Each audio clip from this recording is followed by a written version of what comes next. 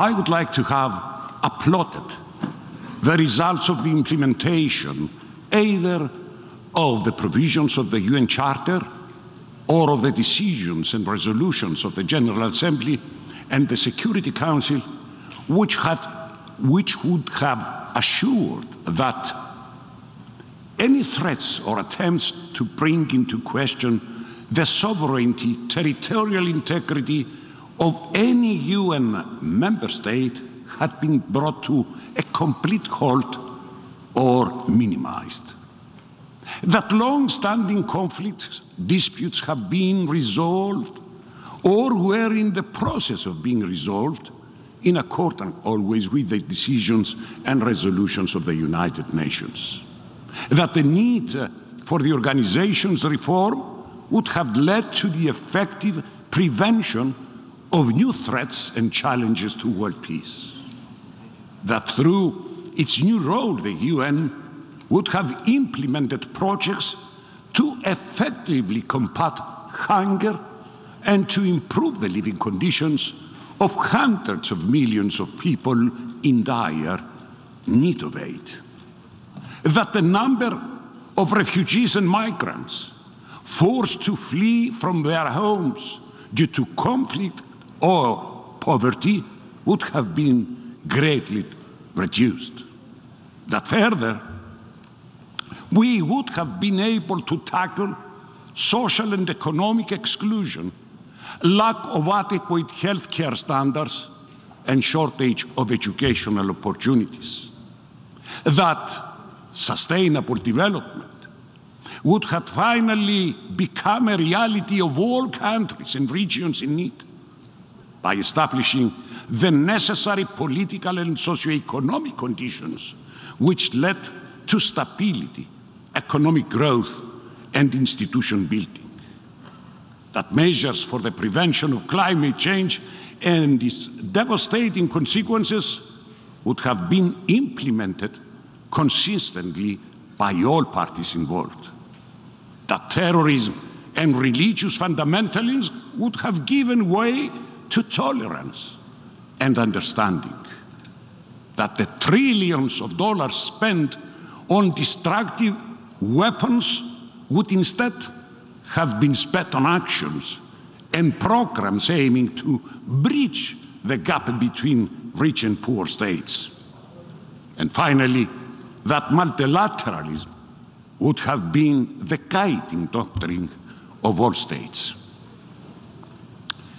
Your Excellencies, ladies and gentlemen, in addressing the General Assembly in 2018 and referring to the weakness of dealing with the same problems, I had wondered, and I'm quoting, how is it then that we come back again and again, year after year, as a kind of ritual, to attest to the dismal lack of effectiveness for some and the embellishment attempt for others for what is in fact our inability to fulfill the aims of the UN Charter.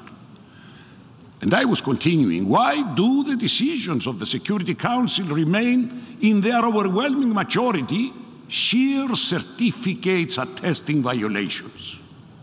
Why is international law and international agreements not implemented? Why do strategies and programs aiming at creating better conditions for people that are suffering remain wishful thinking?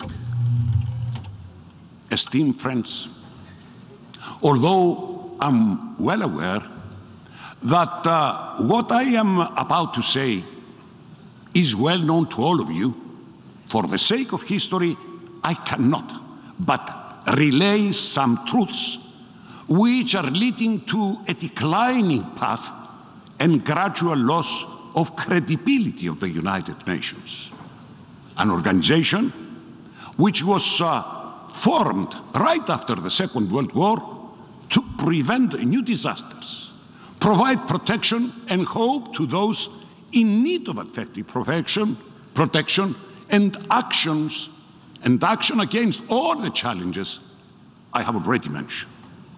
I know that what I'm saying may be outside the bounds of diplomatic etiquette, but I do believe that the obligation of each leader before history is not to overlook failings and shortcomings in favor of wishful thinking or flattery.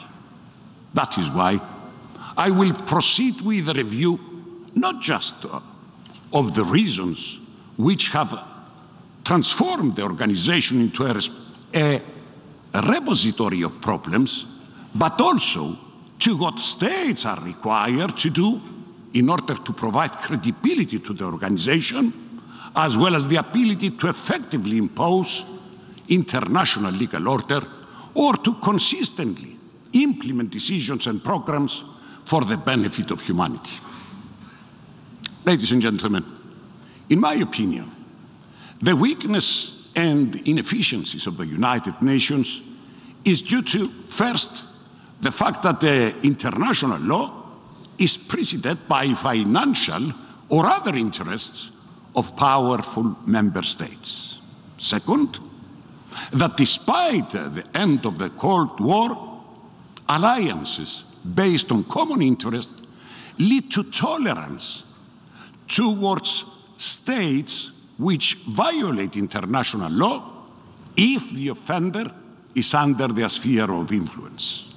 Third, the resurgence of hegemonic tendencies by some states with the aim of creating new empires at the expense of smaller states and in violation of international law. Fourth, despite the declared intention of the Secretary General of the United Nations to proceed with the much needed reform and modernization, as well as its modus operandi and decision-making process, the lack of willingness on the part of the aforementioned states has not allowed for the implementation of such a change. And fifth, as a result of the same political expediencies, the United Nations, unfortunately, adopts an equal distance stance even when faced with the violation of decisions, resolutions, and defined scope and terms of reference specified to the Secretariat. This, my dear friends, results in emboldening offending states which not only disregard international law, but also create new precedents outside the framework of legality. Mr. President, I have set out the main reasons for the lack of effectiveness and also the weakness of the UN to live up to the expectations of billions of people. I know I may be considered as a romantic ideologist, but I believe that recent events and problems affecting the world do not leave any choice other than the taking bold but necessary decisions, such as identification of the causes that lead to unnecessary rallies and conflicts and renewal of our commitment to a global order based on international law. A global order which ensures that peace, security, human rights, and sustainable development remains the highest values which we undertake to preserve and hold. B, political will and determination to proceed with the reform and modernization of the UN to a just and efficient multilateral governance system. And this reform and modernization process becomes even more imperative and urgent with the imminent danger after 77 years of a new world war, following the Russian aggression and the illegal invasion of Russia to Ukraine. Distinguished friends, my reference to the need for reforms, to the structure and implementation mechanism of decision taken by the UN, does not only arise from my assessment as to other international problems, but also from what my country still endures and suffers as a result of the Turkish invasion of Cyprus in 1974. It is with deep disappointment that I heard President Erdogan claiming that, and I quote, "As Turkey, we want all issues in the Aegean Sea and the Eastern Mediterranean to be solved with the framework of good neighborly relations and in conformity with international law." How ironic is it for the Turkish president to put forward such a claim when every day he threatens to overtake Greek islands, or when he commits thousands of violations of the airspace of the sovereign and neighboring country contrary to international law?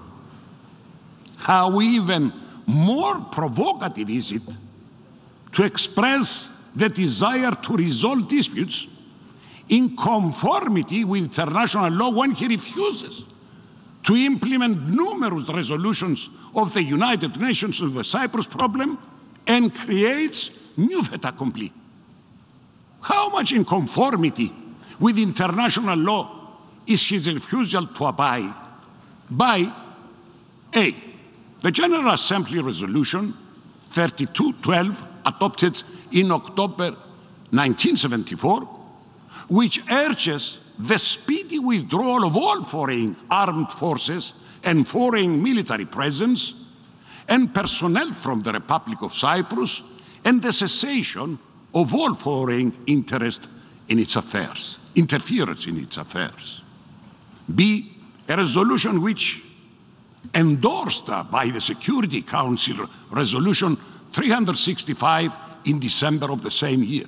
C, the Security Council Resolution 1251 of 1999, which reaffirmed its position that Cyprus settlement must be based on a state of Cyprus with a single sovereignty, international personality, and a single citizenship, with its independence and territorial integrity safeguarded in a bizonal, bicommunal federation.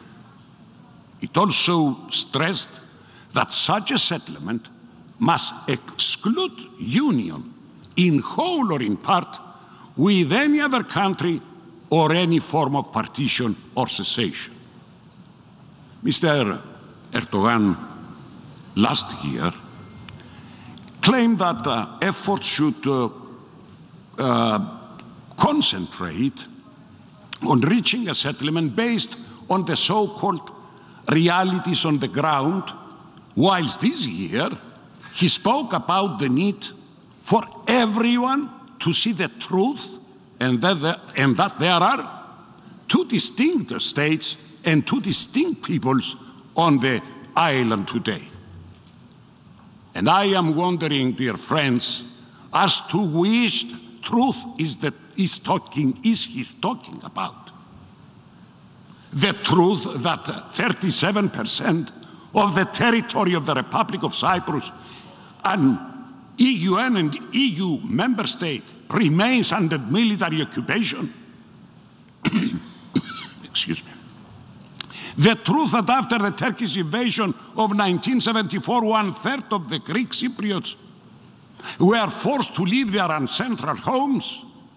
The truth that they have implanted hundreds of thousands of Turkish nationals to the occupied areas, thus altering the demographic character of the island, turning the Turkish Cypriot community into a minority in the areas they illegally occupy. The truth that Turkey has established an illegal entity in the occupied areas which is under its absolute political, economic, social, cultural, and religious control. An illegal entity, bear in mind, described by the European Court of Human Rights as a subordinate local administration of Turkey.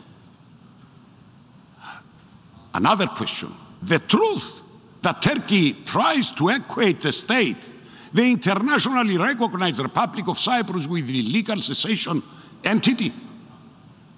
The truth that the above proclamation of the purported secession had been condemned by the Security Council and considered legally invalid.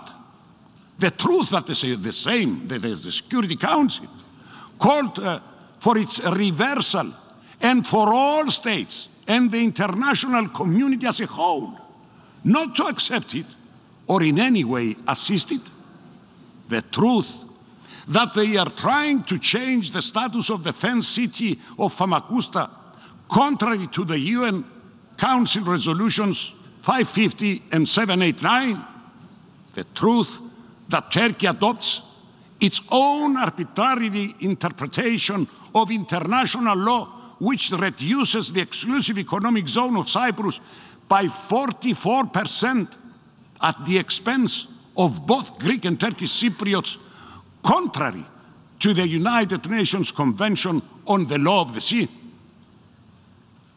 Mr. President, ladies and gentlemen, as I have noted earlier, when decisions or resolutions based on international law are not to be implemented or enforced, then these, rightly so, could be perceived as fostering or even rewarding arbitrariness.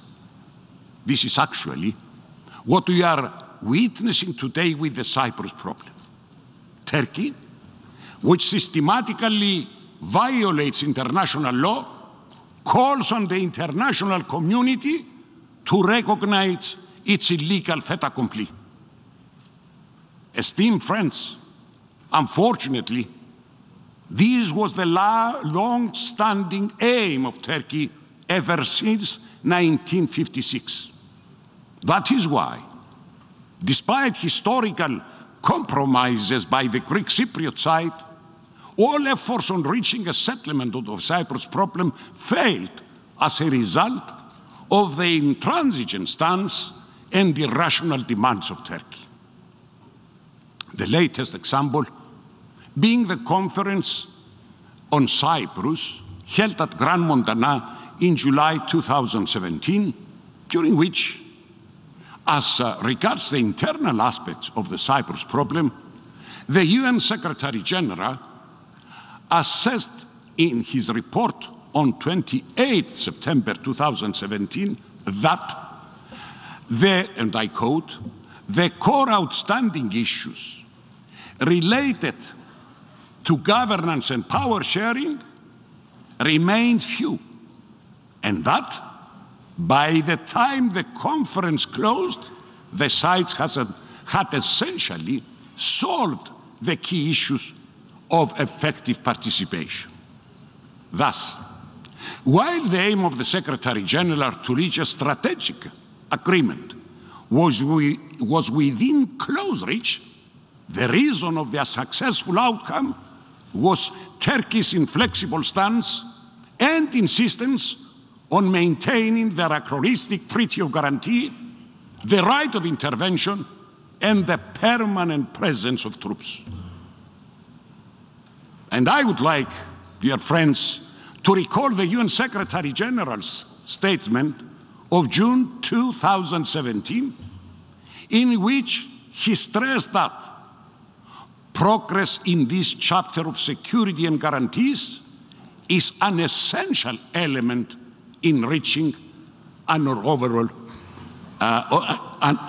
agreement. Following a period of stalemate, and despite our disappointment, we undertook new initiative to resume the process from where it was let off at Grand Montana, culminating to the joint understanding reached with the UN Secretary-General and the then Turkish Cypriot leader on November 25th, 2019, which reaffirmed the principles for the resumption of a new round of talks, namely the joint declaration of 11 February 2014, the prior convergences, and the six-point framework the UN Secretary-General presents at Grand Montana. Regrettably, once again, Turkey undermined the prospect of resuming the negotiating process, and instead, in the meeting held in Geneva in April 2021, they presented their position for changing the agreed basis of a settlement from a federal solution to a two-state solution. Dear friends, nonetheless, our side undertook another initiative, which also led to a new joint meeting of the leaders of the two communities with the Secretary-General in September last year, during which it was agreed that the Secretary-General would proceed with the appointment of an envoy in order to deliberate with both sides and all interested parties so as to reach common ground for a new peace process to resume. Excuse me.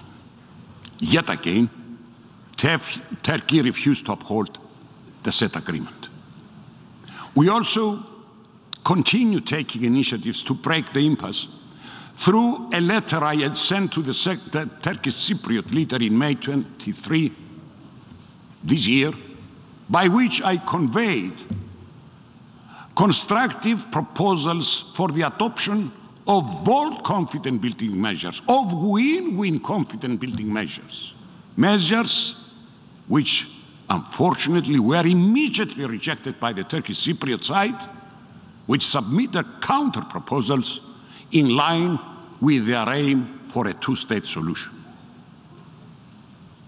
Based on the above mentioned, I believe that it's clear that the Greek Cypriot community has exerted and will continue to exert every possible effort for the resumption of the talks in order to reach a settlement based on the United Nations resolutions. And as I have emphasized, the only way forward in resolving conflicts and for peace to prevail is none other than the unwavering adherence to international law and the UN Charter, not as arbitrarily interpreted by those who seek to disguise their revisionist aspiration. Mr. President, ladies and gentlemen, during my 10-year tenure, I might not have been able to enjoy what the vast majority would have also wished: the necessary reforms of the international organization, the resolution of international conflicts, and tackling challenges that affect hundreds of millions of people, such as hunger, poverty, and climate change. I might have not been able to see my homeland reunited with my Greek and Turkish Cypriot compatriots living in conditions of peace, prosperity, and stability. However, I earnestly hope that during my lifetime, I will be able to witness a better and more stable future for humanity. Thank you for your understanding.